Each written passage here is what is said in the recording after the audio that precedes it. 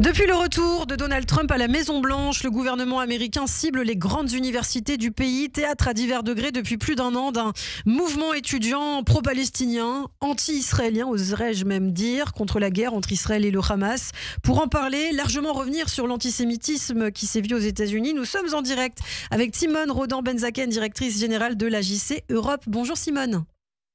Bonjour Ilana. Merci beaucoup d'être avec nous en direct ce matin sur Radio J. Alors on l'a vu hier, effectivement, Donald Trump veut que l'université Harvard s'excuse pour l'antisémitisme sur son campus. Le ministère américain de l'Éducation qui gèle 2,3 milliards de dollars de financement pour cette université. Alors est-ce qu'on est face véritablement à une vraie volonté de lutte contre l'antisémitisme de la part de Donald Trump, ou c'est un prétexte pour pouvoir contrôler l'université, ses employés, ce qu'ils enseignent, etc. Alors c'est ça la vraie question, et c'est là maintenant qu'à la fois un débat intellectuel et politique et juridique commence. Il y a évidemment un sujet des universités américaines. Vous l'avez vu comme moi depuis le 7 octobre.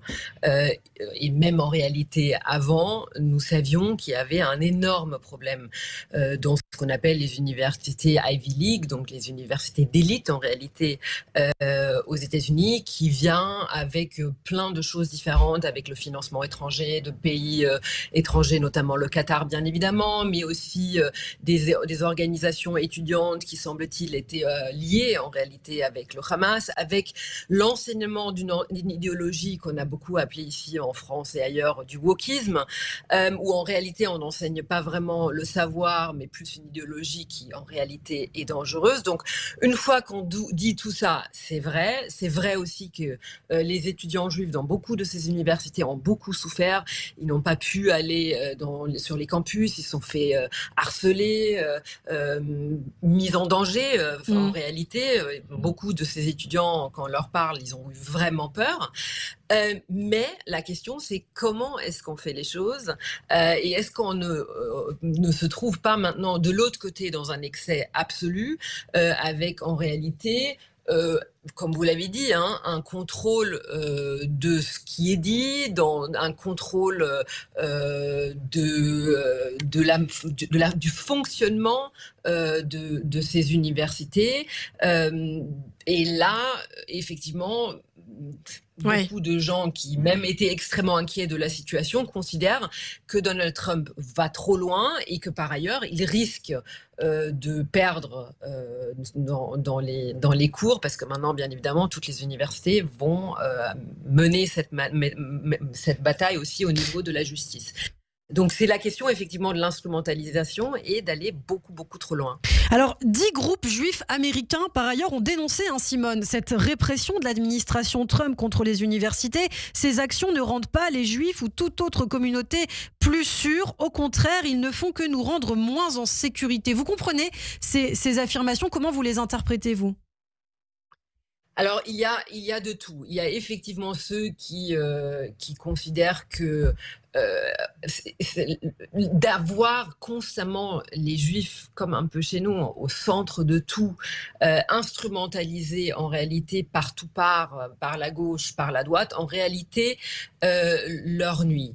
Il y a ensuite ceux qui sont idéologiquement plus alignés avec des mouvements parfois antisionistes, woke, etc. Aux États-Unis, ça existe très fortement aussi au sein de la communauté juive. C'est pas uniquement très marginal comme on peut le voir parfois ici avec des mouvements comme Tzedek, etc.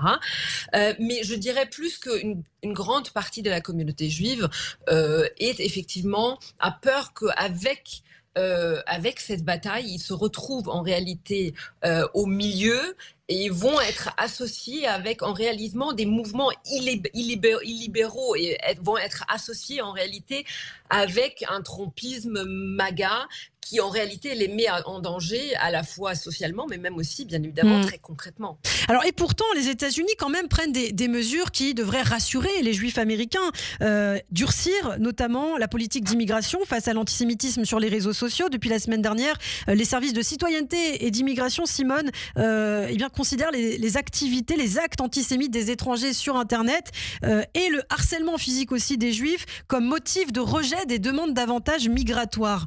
Ça, c'est quand même quelque chose de positif.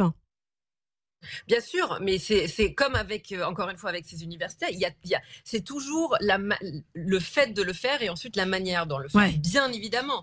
Mais nous avons vu aussi des expulsions où il se pose des questions si effectivement le droit a été respecté ou Le cas pas. Mahmoud Khalil notamment. Ouais. Mahmoud Khalil, effectivement, mais il y en a eu d'autres. A priori, lui, il sera vraiment déporté. Je ne m'aventurerai pas à défendre quelqu'un qui a considéré que la civilisation doit être détruite. Mais encore une fois, tout dépend comment. Et c'est tout le sujet des mouvements populistes. C'est-à-dire, bien évidemment, il y a des choses, des vérités qui sont pointées et qui sont importantes aujourd'hui. La réalité, c'est que depuis 1 an et demi, rien n'a été fait, ou en tout cas pas suffisamment a été fait pour combattre l'antisémitisme sur les campus et dans la société américaine. Mais ensuite, la question, c'est comment. Ouais, et c'est ça. il y a des règles à respecter, il y a un droit à respecter, et on ne peut pas passer d'un extrême à un autre. Alors Simone, c'est aussi important de vous faire réagir à ce qui se passe avec l'Iran et c'est aussi lié à l'actualité aux États-Unis. Des négociations directes auraient lieu en ce moment, selon Donald Trump, entre la République islamique d'Iran et les États-Unis, ce qui suscite l'inquiétude d'Israël. D'ailleurs, Israël qui a été assez surpris par la voix de Benjamin Netanyahou d'entendre Donald Trump lui dire qu'il y avait des négociations directes. Il a finalement été pris un peu de court lors de sa visite à Washington.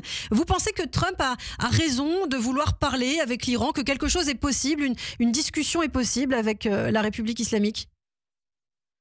Écoutez, moi, j'ai énormément de mal à penser que c'est possible, c'est-à-dire qu'on pourrait arriver à un accord, tout simplement parce que le projet de la République islamique va à l'encontre du projet de l'Occident et du projet des États-Unis et du projet d'Israël. C'est-à-dire, la République islamique d'Iran a pour objectif d'avoir la bombe nucléaire pour à la fois se protéger, pour continuer à exporter leur révolution islamique et notamment en finançant des organisations terroristes un peu partout et très concrètement aussi pour détruire Israël.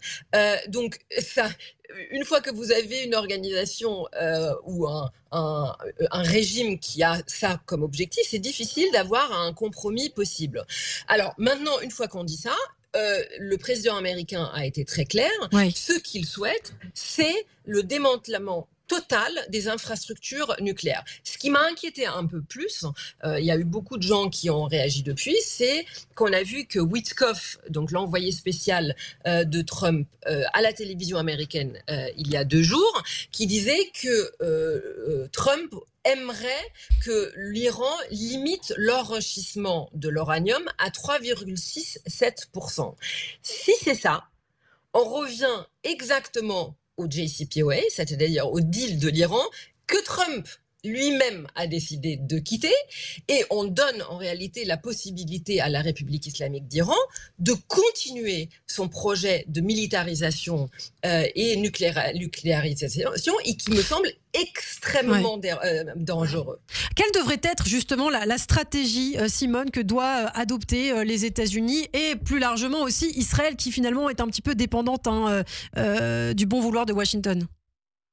Je pense qu'il y a une seule stratégie, il faut une pression économique massive. Par ailleurs, si je peux me permettre, l'Europe a son rôle à jouer également, parce qu'ils ont la possibilité aujourd'hui de déclencher ce qu'on appelle les snapback sanctions, c'est-à-dire les sanctions qui ont été installées avec le deal de l'Iran. Donc l'Europe, ils sont les seuls à pouvoir le faire, et notamment la France. On a jusqu'au mois d'octobre pour le faire.